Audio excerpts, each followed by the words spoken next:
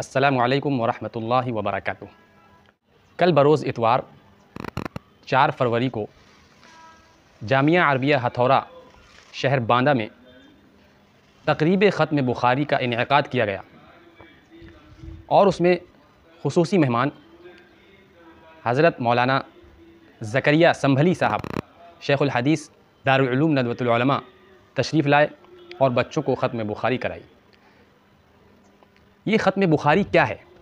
दरअसल कुरान मजीद के बाद उलमाए इस्लाम के नज़दीक सबसे ज़्यादा मुअतबर किताब सही बुखारी है। इसी वजह से कहा जाता है असहुल कुतुबी बाअद किताबिल्लाह, अल्लाह की किताब के बाद सबसे ज़्यादा सही और सबसे ज़्यादा भरोसा की जाने वाली किताब सही बुखारी है। हमारे जहनों में ये सवाल आता है कि आखिर ख़त्म बुखारी क्यों होती है और तकरीब इसकी क्यों सजाई जाती है। सबसे पहले बात तो मैं ये आपको बता दूं कि ये कोई ज़रूरी चीज़ नहीं है। ये सिर्फ़ तलबा अज़ीज़ को नवाजने के लिए, उनका इकराम करने के लिए जो सही बुखारी साल भर पढ़ाई गई है उसकी आखिरी हदीस को कोई बड़ा उस्ताद किसी दूसरे मदरसे का आकर पढ़ाता है। और बाद मदारिस में तो ऐसा होता है कि ख़त्म बुखारी का कोई इंतज़ाम नहीं होता, ख़त्म बुखारी का कोई इनेकाद नहीं होता। बिलखुसूस हिंदुस्तान का मारूफ़ इदारा दारुल उलूम नदवतुल उलमा में ख़त्म बुखारी का कोई इनेकाद नहीं होता, क्योंकि उनका ये मानना है कि ये एक रस्म बन चुकी है और जब कोई दीन की चीज़ रस्म बन जाए तो उसको फ़रोग़ देना मुनासिब नहीं। हाँ, जहाँ पर ख़त्म बुखारी होती है वहाँ पर अगरचे रस्म मकसूद नहीं है, उनका मकसद भी रस्म को रिवाज देना नहीं है, बल्कि एक मदरसे का तारुफ़ हो जाता है इसी बहाने और कुछ लोग जमा हो जाते हैं जो मदरसे को जान लेते हैं और तलबाए अज़ीज़ की हौसला अफजाई हो जाती है और उनका इकराम हो जाता है। इस वजह से ख़त्म बुखारी का प्रोग्राम रखा जाता है। बहरहाल जामिया अरबिया हथौरा सारे हिंदुस्तान में उसका एक नाम है जो कि हज़रत मौलाना क़ारी सिद्दीक़ अहमद साहब बानवी रहमतुल्लाह अलैह का कायम करदा है।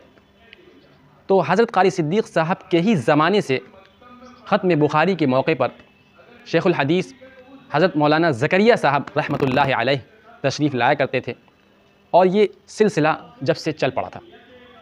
शेख ज़करिया के विसाल के बाद, उनके इंतकाल के बाद, दुनिया से उनके रुख़सत हो जाने के बाद इस सिलसिले को बरकरार रखा गया और मुख्तलिफ़ मदारिस से हर साल शेखुल हदीस आते हैं और ख़त्म बुखारी का इनेकाद किया जाता है।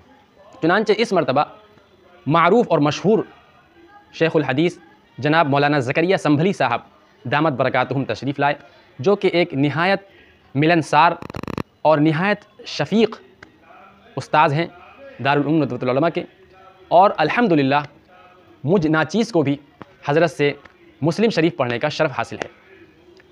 तो पहले तो ये इरादा था कि इस प्रोग्राम का एक व्लॉग टाइप का बनाया जाए और कुछ असातिज़ा से उसके मक़ासिद मालूम किए जाएँ, लेकिन जब हम वहाँ पहुँचे तो एक अच्छी खासी तादाद में लोगों की भीड़ थी और इतना मौका नहीं मिल सका कि हम किसी असातिज़ा से बात कर पाएँ। सारे असातिज़ा उस प्रोग्राम में मसरूफ़ थे और मेरे पास भी वक्त की क़िल्लत की वजह से मैं और ज़्यादा उस मदरसे में वक्त नहीं दे पाया और प्रोग्राम ख़त्म होने के बाद हज़रत शेख से मेरा मुसाफ़ा भी ना हो पाया। इस बात का मुझे अफ़सोस और रंज रहेगा, क्योंकि बहुत बड़ी तादाद में वहाँ पर लोग पहुँचे हुए थे और तलबा अज़ीज़ ने हज़रत को बिल्कुल झुंड की तरह घेर रखा था, जिसकी तस्वीरें हम आपको दिखाने की कोशिश कर रहे हैं।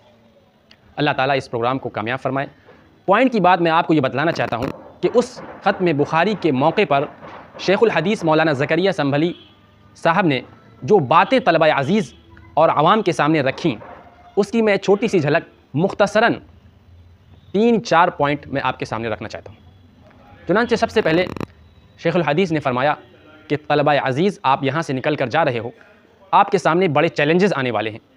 आपका मुकाबला अब आलिम और उस्ताद और तलबा से हटकर अब आपका सामना जाहिल आवाम से पढ़ने वाला है, जो आपको ऐसे ऐसे आपके सामने सवालात करेंगे कि आप दंग रह जाएंगे।